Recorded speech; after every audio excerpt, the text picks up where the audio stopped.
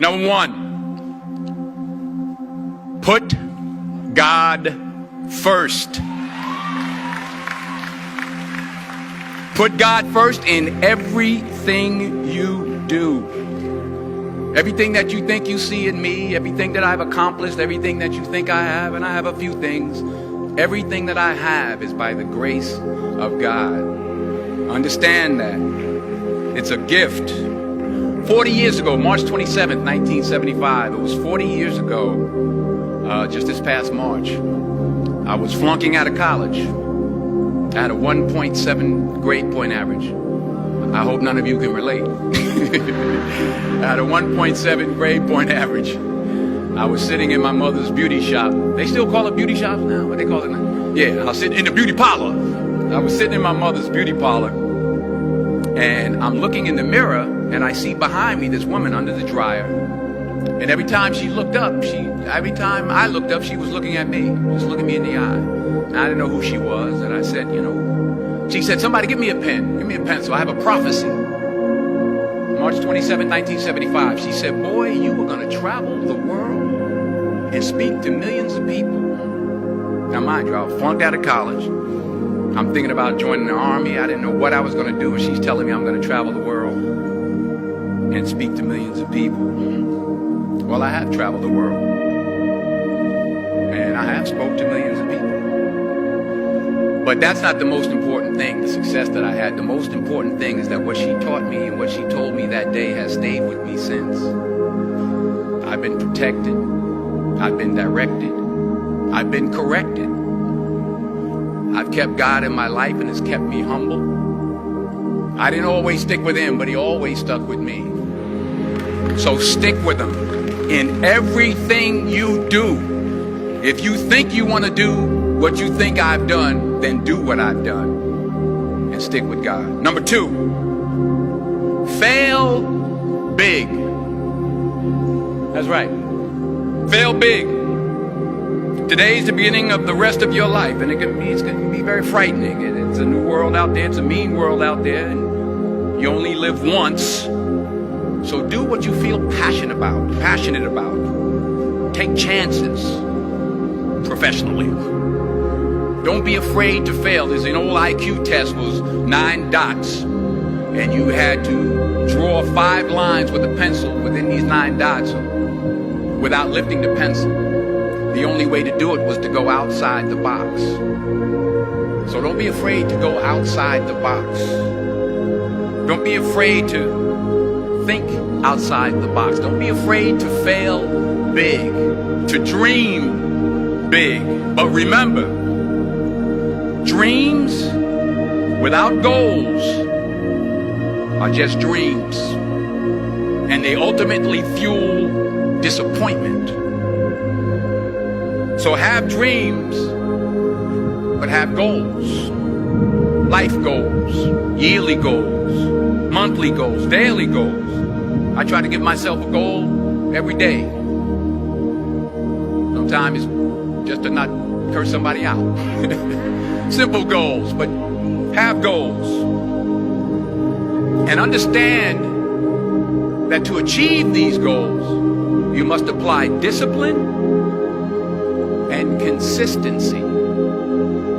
In order to achieve your goals, you must apply discipline, which you've already done, and consistency every day, not just on Tuesday and miss a few days. You have to work at it every day. You have to plan every day. You heard the saying, we don't plan to fail, we fail to plan.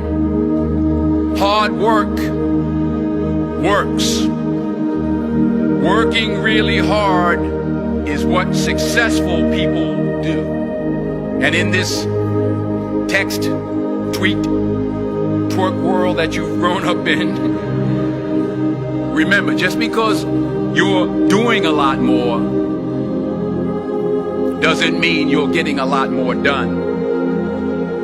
Remember that. Just because you're doing a lot more doesn't mean you're getting a lot more done. Don't confuse movement with progress. My mother told me, she said, yeah, because you can run in place all the time and never get anywhere. So continue to strive, continue to have goals, continue to progress. Number 3, you'll never see a U-Haul behind a hearse. I'll say it again. You'll never see a U-Haul behind a hearse. I don't care how much money you make, you can't take it with you. And it's not how much you have, it's what you do with what you have. We all have different talents. Some of you will be doctors, some lawyers, some scientists, some educators, some nurses, some teachers. Yeah, okay. Some preachers. The most selfish thing you can do in this world is help someone else.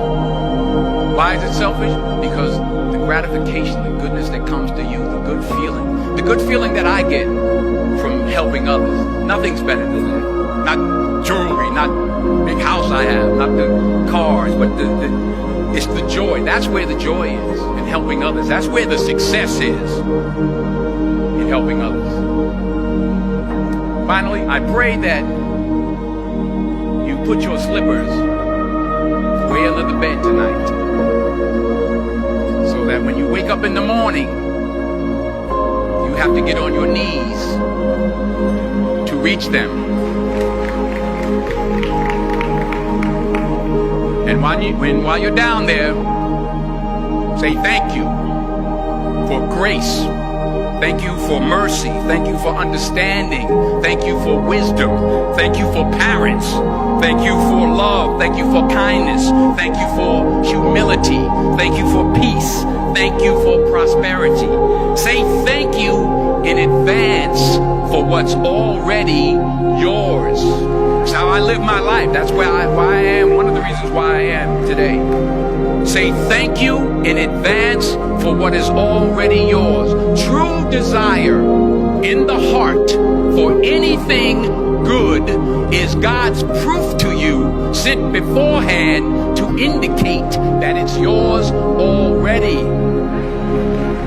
I'll say it again. True desire in the heart, that itch that you have, whatever it is you want to do, that thing that you want to do to help others and to grow and to make money, that desire, that itch, that's God's proof to you, sent beforehand already to indicate that it's yours. And anything you want good, you can have. So claim it. Work hard to get it. When you get it, reach back. Pull someone else up. Each one, teach one. Don't just aspire to make a living. Aspire to make a difference.